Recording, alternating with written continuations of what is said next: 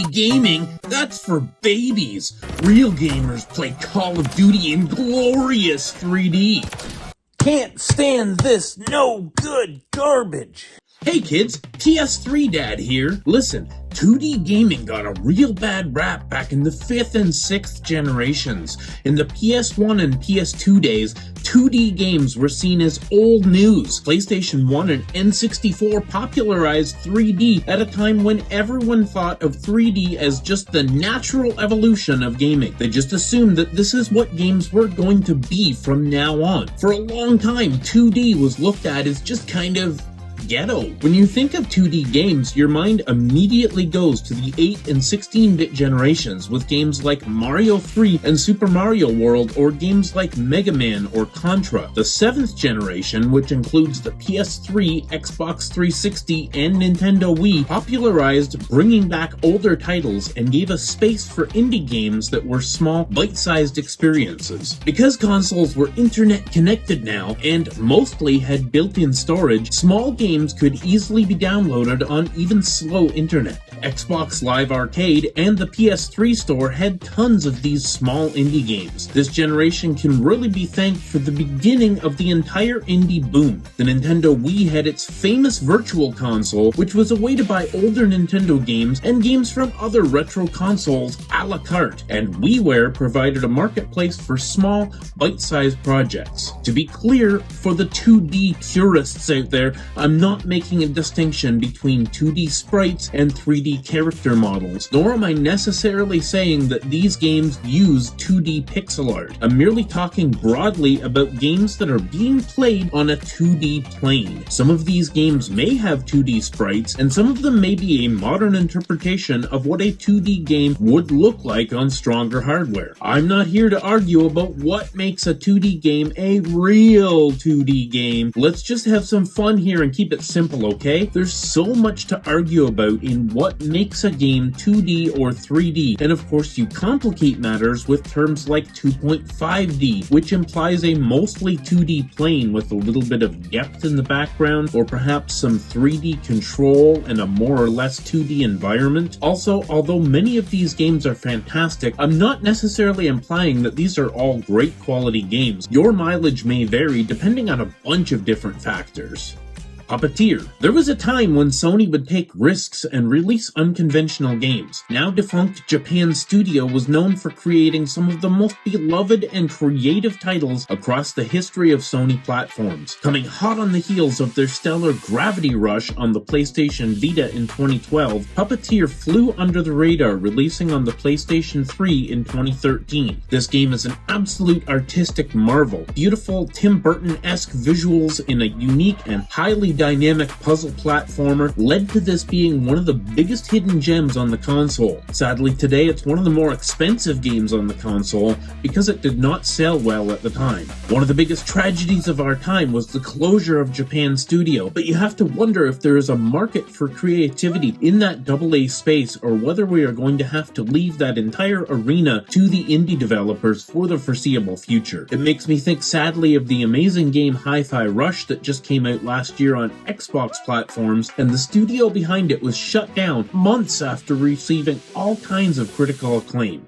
Let's take a quick look at some fighting games. Most fighting games to this day remain 2D. When you think of traditional fighting games, you immediately go to Street Fighter or Mortal Kombat, one-on-one or maybe tag team on a flat plane with two characters facing each other. These games popularized the genre back in the 16-bit generation and remain the most popular examples even today. While certain franchises like Virtua Fighter attempted to enter the 3D arena, 2D has remained the most important battleground for fighting games. Street Fighter 4 and Mortal Kombat on the PS3 might have 3D models for their characters and shiny graphics, but they're basically the same games they were in the 90s, with a few tweaks here and there to keep them fresh. The Injustice series was created by the makers of Mortal Kombat and pits DC superheroes and villains against each other with a compelling story. There's also a whole host of Japanese anime-inspired fighting games like the BlazBlue series. All in all, if you're looking for 2D games to play with an arcade stick, any one of these would be a fantastic choice. The Smurfs 2.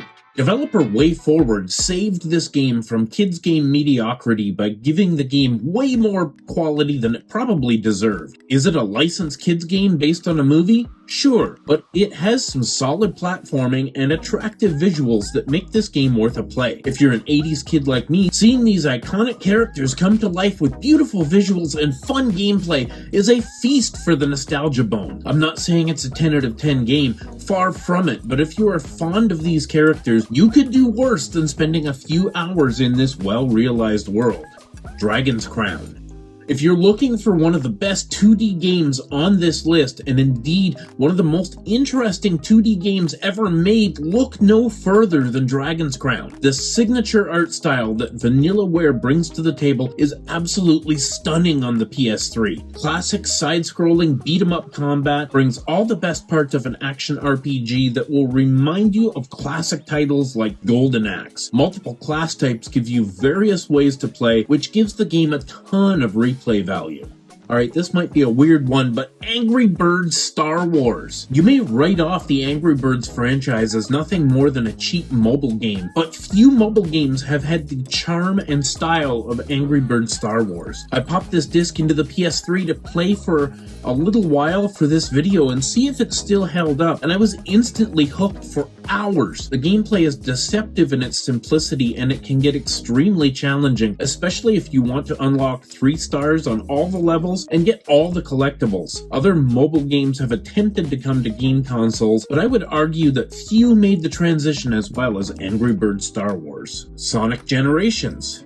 Sonic Generations is not strictly a 2D game, but it was remarkable for being one of the first games to successfully blend 2D and 3D gameplay, and it contains some of the best 2D Sonic levels that had been created since the 16-bit era. People look back now on Sonic Generations as one of the best modern interpretations of the Sonic the Hedgehog franchise, and it was popular enough to get a modern remaster, including some new content with Shadow the Hedgehog in Sonic Shadow X Generations. But there's still a lot of fun to be had with the base game, and it's one of the most unique experiences on the PlayStation 3. Rayman Legends. I can't make a list like this without mentioning Rayman at least once. Anyone who grew up with the PlayStation 1 would know the thrill of seeing the first Rayman game and how beautiful and vibrant the colors were and how incredible the platforming was. Rayman has always been at the cutting edge of the genre alongside the best of everything not on a Nintendo console, like Spyro the Dragon and Crash Bandicoot. Rayman is comfort food at its finest, a playful romp that will leave you feeling full and contented after any time playing it.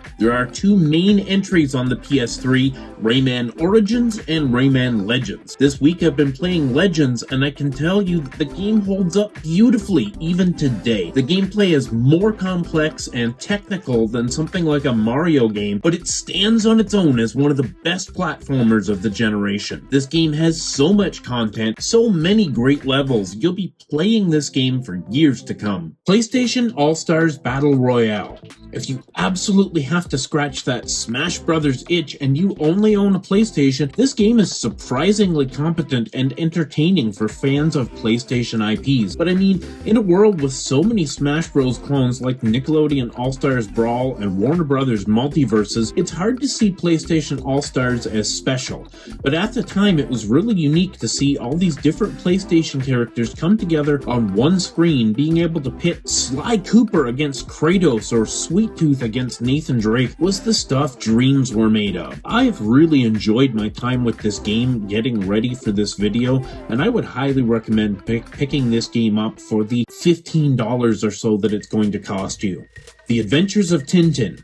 If you live anywhere outside Western Europe or maybe Canada, you probably have no idea who Tintin is. But this game is loosely based on a movie by the same name that was a commercial failure in North America. I personally love Tintin. I grew up reading the comics, and for me, this game gives me a lot of joy and nostalgia. Is it a good game?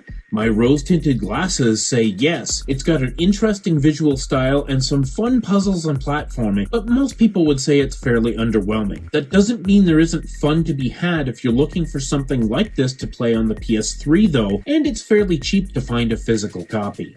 Probably the most notable 2D games on the entire platform, Little Big Planet 1, 2, and 3. Little Big Planet pushes the boundaries of what it means to be 2D and often steps into what can be referred to as 2.5D, where depth in the background plays a big role while still being played from a 2D perspective. These games have always been known for having gorgeous visuals and incredible lighting effects that you would not normally expect to be in a 2D game. They're just oozing with charm, and the do-it-yourself mechanic of being able to customize the game levels adds so many layers to the gameplay that you can literally play these games forever.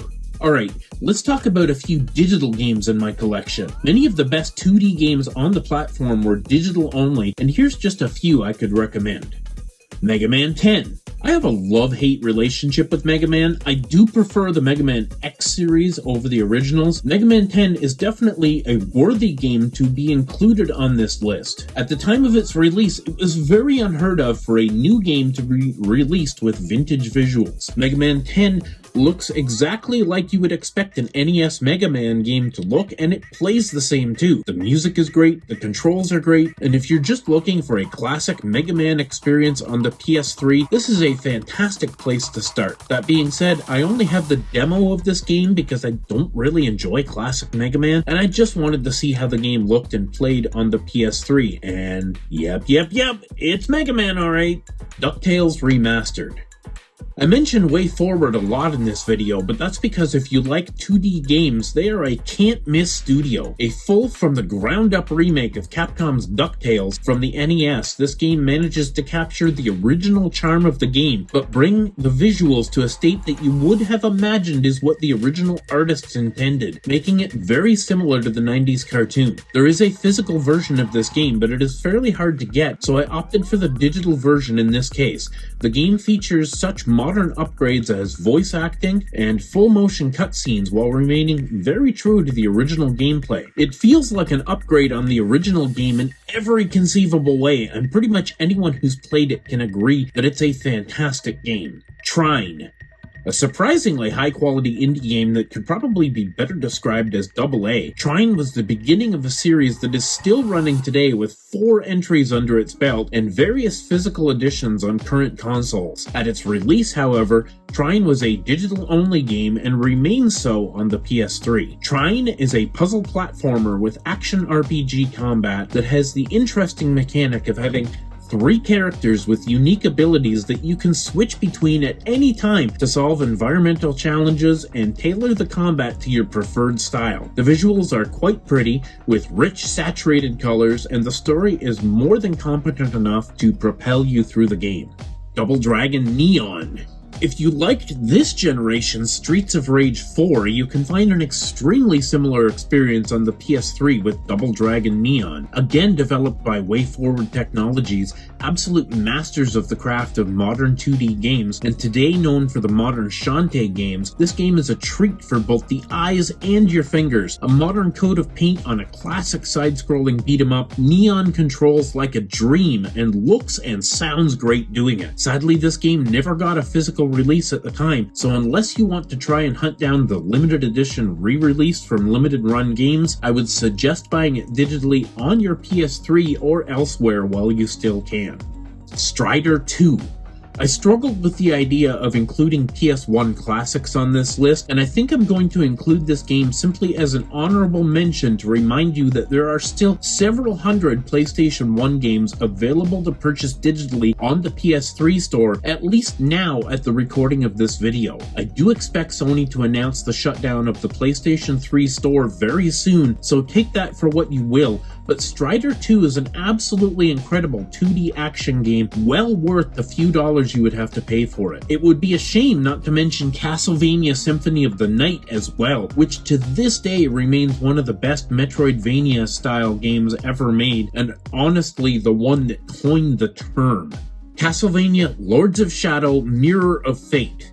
A direct sequel to the two Lords of Shadow games on the PS3, Mirror of Fate was originally designed for the Nintendo 3DS by Mercury Steam, the same team responsible for Metroid Samus Returns on the 3DS, who have gone on to create the critically acclaimed Metroid Dread on the Nintendo Switch. Mirror of Fate was brought to the PS3 digitally and never got a physical release on the platform, but it is certainly nice to be able to play the entire arc on one console. Unlike the original two games, which were 3D, Mirror of Fate takes on a side-scrolling 2D style similar to the original Castlevania games. While 2D games are less common on the PS3 than they are today with the explosion of indie games on consoles like the Nintendo Switch, there are still many more than that I have listed here for you to discover. So many, in fact, that I may do another video on this topic in the future. How many of these games have you played? Were you interested in 2D games 20 years ago, or were they still yesterday's news for you? Let me know down in the comments below, and let's have a discussion about some of the greatest 2D games of the 7th generation. Thanks so much for watching,